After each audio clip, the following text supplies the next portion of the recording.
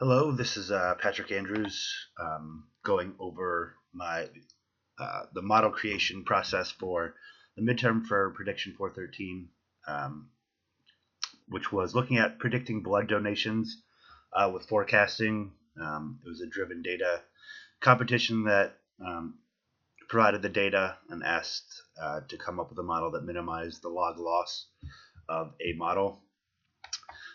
So getting started, the first thing I wanted to do was get familiar with the data and looking at the data. Um, you can see here the variables that are available, and they are the month since last donation, the number of donations, the total volume donated in cc's, and months since first donation, um, as well as the whether or not a donation was made in March 2007, which is the target variable we're looking to find predictors for. So the first thing I did was looked at the histograms of the four provided predictor variables, starting with months since last donation. And we can see here that it is skewed to the left a little bit, something that we certainly want to be cognizant of as we move forward. Also, the number of donations similarly skewed to the left quite a bit. So something that might be worthy of a transformation as we move forward with the model creation process. Total histogram of blood, total volume donated. One thing to note here is that it looks remarkably similar to the last variable we looked at, which was the number of donations, other than the scale on the left here. And last, we looked at months since first donation. A little bit more of a normal distribution there than some of the other variables. The next thing I did was created another chart with the pairs of the variables, a pairs chart, as you can see here. Before I did this, I discovered that there was a one-to-one relationship with the total volume donated and the number of donations. For each donation they collected 250 cc's of blood, and since one is a direct multiplier of another, it would be impossible to use both of them in any model. So I removed total volume donated from the equation and just looked at the other three. One thing that jumped out to me in reviewing this pairs data is that in the month since last donation, there appears to be some pretty severe outliers at the higher end, up above 60 months here. So that is something that we might need to take into account as we move forward too. But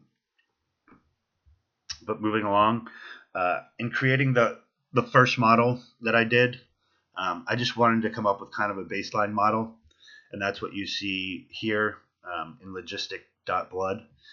So here I'm just using proc GLM function with a binomial family. This is logistic regression, which is what I use for all of the models I created, and it's going to give us a number between 0 and 1. That's going to help us. That's going to be what we would use in the final output. And looking at the model, we can see here that it just does use the three predictors and gives us coefficients for each of them as well as the intercept. It gives us an AIC of 564.61, and that's something that we would want to keep in mind when we're comparing it against other models. So as the first model and kind of the baseline, that is the number that we have there. The next thing I did was I created a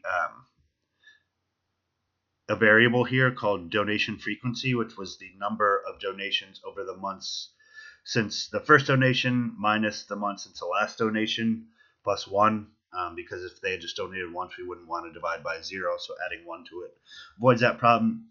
After I created this, I tried it in some models, and it didn't really seem to improve my models at all, so I did not include it in the final version.